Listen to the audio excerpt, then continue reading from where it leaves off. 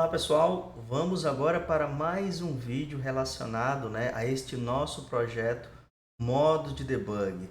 Como vocês vêm acompanhando, pessoal, semanalmente nós estamos disponibilizando um conteúdo que ele é sequencial, ele é gradativo em relação ao material e ao contexto que a gente quer abordar dentro desse nosso projeto, considerando conceitos, fundamentos, práticas e cases diante de um cenário específico, que é um sistema de aplicação financeira. Então segue aqui, no nosso canal uma ilustração dos vídeos já disponíveis, tá? Para que vocês possam ter toda a jornada aí disponível para uma revisão ou acompanhamento do nosso conteúdo. Conforme mencionado, também a gente tem aqui a nossa plataforma de conteúdos estáticos, onde vocês podem explorar um pouquinho mais dos conceitos, dos recursos disponíveis para a linguagem Java, tá?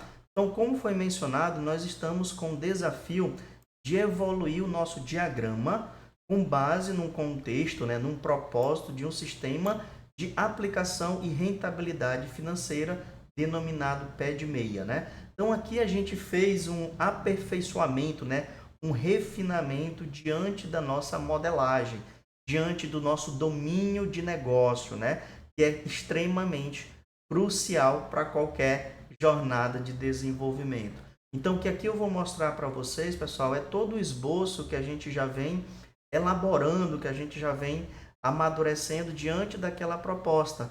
E aqui eu coloquei um contexto bem simplório, tá? Diante do que é relevante para a gente ter esse primeiro contato com a modelagem de classes, pertinente a desenvolvimento com a linguagem de sua preferência. Então aqui esse material ele não é direcionado somente para a linguagem Java. Então você pode usar .NET, você pode usar o Node, você pode usar Python ou qualquer outra plataforma e linguagem de sua preferência. Então, conforme mencionado, pessoal, o que a gente vai constituir agora é a concepção das classes, considerando os seus relacionamentos, características e alguns atributos pontuais e uma coisa que é extremamente importante, que é a modularização de nosso projeto, Por mais que a gente esteja falando de um sistema monolito, que hoje fala-se muito dos microservices, entre outros aspectos, é importante você ter uma ótica em relação ao módulo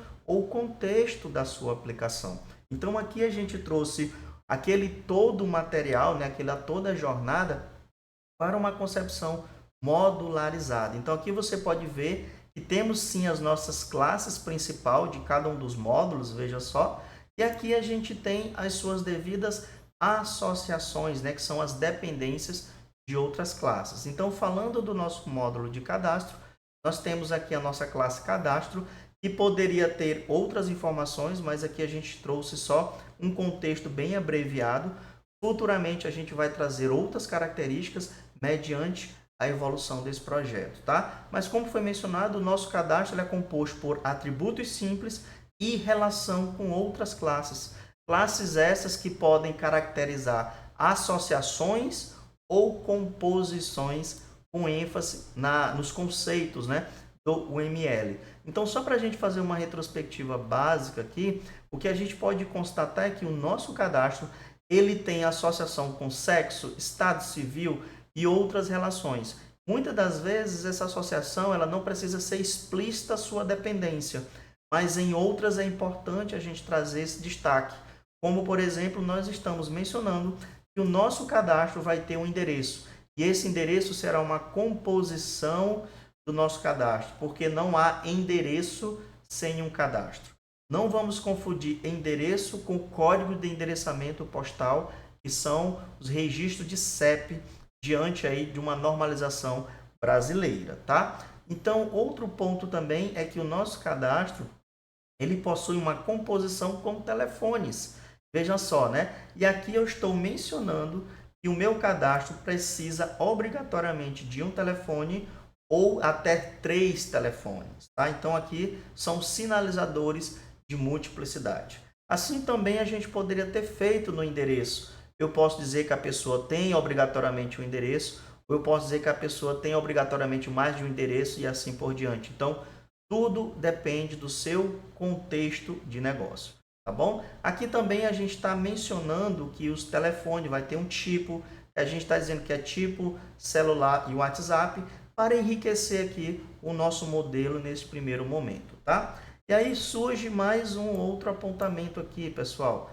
A nossa cidade, ela é uma dependência do nosso endereço. Mas vocês podem perceber que aqui, ó, a cidade, ela não é uma composição de endereço. Ela agrega o nosso endereço. Então, isso quer dizer, né, materializando aqui a UML para o nosso contexto de negócio, é que se o endereço precisa de uma cidade, automaticamente pressupõe que esse registro de cidade deverá existir previamente em nosso contexto da aplicação, tá? E assim por diante. Feito isso, nós temos o nosso primeiro módulo, que é o módulo de cadastros. Depois nós temos o módulo de correntista, né? O que isso quer dizer? Basicamente, pessoal, aqui nós estamos numa esfera que aquele cadastro, agora ele vai nutrir informações relevantes para que se tenha uma conta. E a gente chamou esse módulo de correntista. Então, eu, Gleison, deixo de ser um simples cadastro e passa a ser uma entidade ou um contexto que esteja vinculado a uma conta. E esse domínio a gente chama de correntista. E para que uma conta possa nascer, né, automaticamente ela tem uma agregação de cadastro, porque o cadastro já existe previamente, né? Eu, Gleison, já existo antes da existência da conta, tá? E automaticamente também a nossa conta terá uma agregação ou uma relação simples com uma agência, com um tipo e com uma conta análise ou uma conta status da nossa aplicação. Então, você poderia chamar de conta análise ou conta status, né? Que quer dizer situação no qual está aquela conta no momento. Então, aqui a gente está brincando com hipóteses de negócio, né? De contextualização. Bom, um ponto relevante que aqui, ó, a comunidade, né, se equivoca muito no sentido de definir a modelagem da sua aplicação, do modelo de negócio da sua aplicação, é a ótica de dependências. O que isso quer dizer?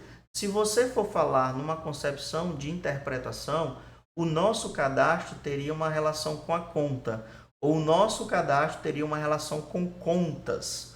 E aí você poderia estar trazendo um autoacoplamento diante do teu modelo. Quando você diz, inverte a concepção, né, essa ótica, e você diz que existirão contas naquela agência, naquele contexto de correntista, que cada conta terá uma relação com o cadastro, essa ótica ela reduz o acoplamento, tá? E deixa a tua aplicação mais flexível. Isso quer dizer o quê? Que o teu cadastro ele vai nascer automaticamente sem nenhuma dependência de conta. Então pensem que isso serão etapas dentro da tua aplicação. Então pensem a partir de agora. Muitas das relações que nós estamos acostumados a interpretar com uma ótica, é importante que surja agora um questionamento se realmente essa ótica é a mais aplicada. Como é que a gente chega numa certeza, né? Numa confirmação? Vai ser com base nas tuas implementações, experiências e feedbacks, tá bom? Então, por fim, depois da conta constituída, nós teremos um módulo de operações, transações, movimentos, lançamentos ou qualquer outra nomenclatura que você achar conveniente. Neste momento, eu utilizei aqui que a minha conta ela vai ter transações. Só que mais uma vez surge o questionamento. A minha conta, ela já nasce com transações. Transações é um processo volátil, né?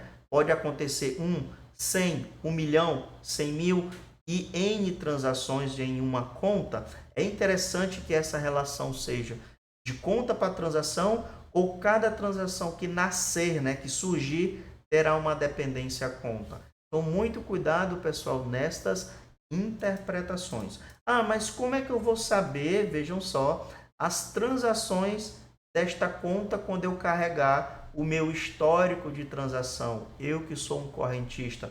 Muito simples, você vai buscar as suas entidades transações com base naquela conta em questão. E não o contrário, você criar uma entidade conta e lá já ter a necessidade de uma lista de transações. Então, são óticas que a gente tem que sempre estar revisitando, ok?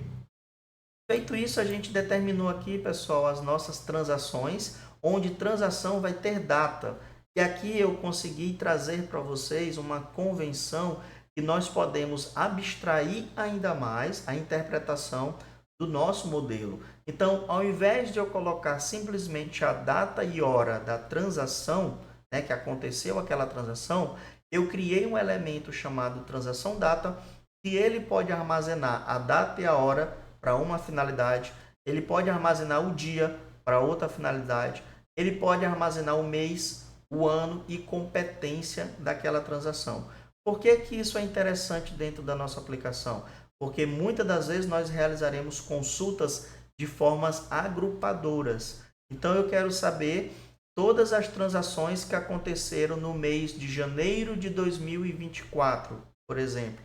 Ao invés de você trabalhar a data, se você já armazenou o formato competência para esta representação, né, 2024-01, automaticamente você já tem um parâmetro que pode ser indexado e aí você conseguir ter as informações de forma mais performática. Mas isso será um tema para os próximos capítulos, tá? Então também eu posso dizer que a minha transação ela possui tipos, né? Ou transação tipo ou tipo transação, tá? Então eu estou colocando aqui como receita e despesa. Então, feito esta apresentação, essa ótica do nosso modelo, agora vocês estão entendendo para que serve cada uma dessas classes, né? Dessas representações. Chegou o momento do nosso código, né? Escrever, né? Implementar o código com base na nossa diagramação. Conforme vocês vêm acompanhando, pessoal, todo o código já está sendo disponibilizado no nosso repositório do GitHub. Então, a partir de agora, você só precisará acompanhar as nossas evoluções. Se você não quiser sair escrevendo o código, muitas das vezes redundante, fica à vontade, a não ser que você queira exercitar, que é extremamente importante também, mas também nós temos aqui os códigos, tá? E aqui vamos fazer uma contextualização diante desta implementação. Obviamente, pessoal, eu já tenho todos os códigos, tá? Eu vou mostrar aqui para vocês, mas a gente vai explorar cada um desses contextos, tá? Então, estou aqui com a minha IDE, deixa eu abrir aqui a nossa IDE, IntelliJ. Vou abrir o projeto, já está em aula POV1, né, dentro do nosso repositório. Vou inicializar. Não é um projeto Spring Boot, não é um projeto Maven neste momento. Inicialmente, só é um projeto simples em Java, utilizando JDK 8 ou superior. Tá bom, pessoal? Então aqui, ó, ele está fazendo as configurações e assim por diante. Mas enquanto isso, a gente já pode ir navegando nas nossas classes. E aqui, mais uma vez, encontramos a disponibilidade das nossas classes mediante a nossa diagramação. Então temos a classe agência, cadastro, né, cidade, conta, entre outros, tá? Um ponto relevante a partir de agora, pessoal, é que qualquer linguagem de programação sugere que a gente organize, né, as nossas classes de modelo, os nossos arquivos, as nossas implementações. E aqui no Java a gente faz essa organização através de um recurso extremamente relevante, que é a concepção de pacotes. Então, o que são pacotes? Nada mais é do que subdiretórios a partir da pasta SRC do seu projeto. Então, quando você cria uma pasta a partir de SRC, a linguagem, né, nossa estrutura que entende que será um pacote. Então, eu venho e coloco aqui um pacote. Como é que eu vou determinar esse pacote e por que eu tenho que utilizar esse pacote? A primeira concepção de pacote, pessoal, está relacionado a como você organiza o seu projeto. Então, nós não organizamos como cadastros, correntista e operações. Então, vamos criar aqui 3 pacotes. Cadastros, só, novo pacote, correntista e operações, tá? Pode ser no singular, pode ser no plural, dependendo muito aí das convenções do seu projeto, ok? Então, venho aqui, vou minimizar, fechar e vamos brincar agora na jornada de transferir esse conjunto de classes, né, para suas respectivas fronteiras, pacotes ou módulos do seu projeto. Então, eu sei que a agência já deve estar na correntista, eu vou movendo aqui. O nosso cadastro cidade deve estar no módulo de cadastros. A nossa conta análise deve estar no correntista. Se tiver alguma coisa depois a gente muda. A conta tipo também está na correntista. Endereço, estado civil, sexo, telefone tipo deve estar em cadastro. Olha só. Tipo transação e transação data deverá estar em operações. Enquanto isso, eu vou mudar esse arquivo aqui para eu seguir a convenção aqui, ó, transação tipo. Sempre eu gosto de usar a classe central e a sua agregação ou composição, né? Então, eu venho aqui e vou mover para operações. E agora faltou o estado que deve estar no nosso módulo de cadastro. Vejam só, né? Então, temos aqui agora os nossos arquivos devidamente distribuídos pelos nossos módulos. A partir de agora, você poderá criar sua classe sistema. Nesse caso, o pacote é o principal ou 100 pacotes a partir de SRC. Ok? Vamos adicionar o nosso GitHub e vamos colocar aqui o método main para agora termos mais um desafio, pessoal. Então, vamos imaginar que você criou o seu sistema de gestão financeira ou de aplicação financeira. E aqui o nosso ciclo corresponde a uma etapa de cadastro, depois a uma etapa de cadastramento do correntista e depois as transações desse correntista, né? Vamos dizer assim, ou desta conta. O desafio que eu proponho para vocês agora é que vocês implementem a etapa até correntista. Por quê? Porque a etapa de transação, vamos falar num outro tópico, falando sobre coleções, listas, entre outros aspectos, né?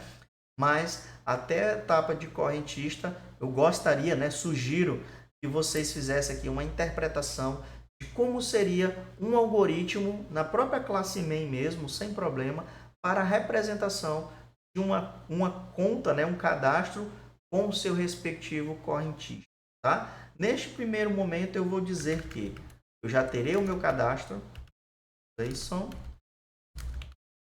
vou deixar aqui uma colinha, né? E a minha conta, né? Minha conta, vou colocar aqui, ó. Conta corrente. E o conta. E aí vem-se alguns questionamentos. Vou minimizar aqui, ó.